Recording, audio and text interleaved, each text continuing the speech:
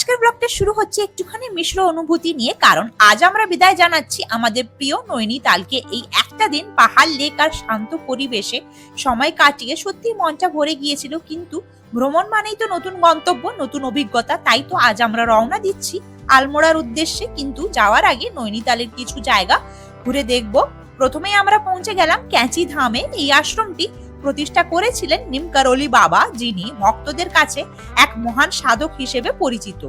এই জায়গাটি সত্যি খুব শান্ত আর পবিত্র, চারিদিকে পাহাড় নদীর মাঝে অবস্থিত হয়। এখানে একটি আলাদা পজিটিভ এনার্জি অনুভব করা যায়। এরপরে এই সুন্দর জায়গাটিকে বিদায় জানিয়ে আমরা রওনা দিলাম আমাদের পরবর্তী গন্তব্যের দিকে। কিছুক্ষণের মধ্যেই আমরা পৌঁছে গেলাম কাকড়িঘাট আশ্রমে। এই জায়গাটিও খুব শান্ত এবং প্রকৃতির মাঝে অবস্থিত। এখানে কিছুক্ষণ সময় কাটিয়ে আমরা প্রকৃতির সৌন্দর্য উপভোগ করলাম। পাখির ডাক, নদীর শব্দ সব মিলিয়ে একদম মন ছুঁয়ে যাওয়ার মতন একটি পরিবেশ। এরপর আমরা চললাম লাঞ্চ করবার উদ্দেশ্যে। মেন রোডের পাশে একটি রেস্টুরেন্টে আমরা থামলাম। সবচেয়ে সুন্দর ব্যাপার হলো রেস্টুরেন্টের ঠিক পেছন দিয়ে বয়ে চলেছে কোশি নদী। প্রকৃতির এমন সুন্দর দৃশ্য উপভোগ করতে করতে আমরা খেলাম অথেন্টিক পাহাড়ি খাবার। এই এক্সপিরিয়েন্সটা সত্যি আনফরগেটেবল ছিল। লাঞ্চ শেষ করে আবারও আমরা রওনা দিলাম আলমোড়ার উদ্দেশ্যে। পাহাড়ি রাস্তা, চারিদিকে সবুজ গাছ আর নদীর দৃশ্য, পুরো যাত্রাটাই ছিল একেবারে ব্রিথটেকিং। প্রথমেই আমরা পৌঁছে গেলাম রামকৃষ্ণ কুটির আলমোড়াতে। এই জায়গাটি খুবই শান্ত এবং আধ্যাত্মিক পরিবেশে ভরা। এই জায়গাটি কিন্তু স্বামী বিবেকানন্দের স্মৃতি বিজড়িত একটি স্থান, আর এখানকার ভিউ কিন্তু ব্রিথটেকিং ভিউ যাকে বলে।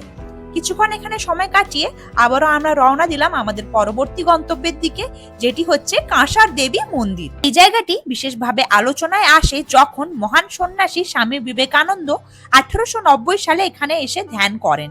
বলা হয় এখানেই তিনি গভীর আধ্যাত্মিক শক্তি অনুভব করেছিলেন। আরেকটি দিকও রয়েছে এই জায়গাটির।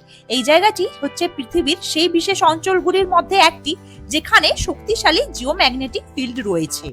এই জায়গাটি শুধু ধর্মীয় দিক থেকেই নয়, তার থেকেও বেশি ফেমাস এর ব্রিথটেকিং সানসেট ভিউ এর জন্য। সূর্যাস্তের সময় পুরো আকাশটা লাল কমলা রঙে রঙিন হয়ে ওঠে, আর সেই দৃশ্যটা সত্যি ভাষায় প্রকাশ করা যায় না। আজকের মতন শেষ গন্তব্যটি ছিল গোলু দেবতা মন্দির। এই মন্দিরটি খুবই বিখ্যাত, বিশেষ করে ন্যায় বিচারের দেবতা হিসেবে গোলু দেবতার পুজো হয় এখানে।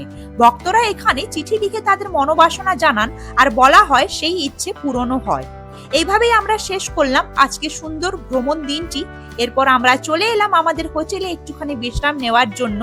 আজকের দিনটা সত্যি একদম পারফেক্ট ছিল। তাহলে আজকের মতন এখানে শেষ করছি। See you soon in the next video.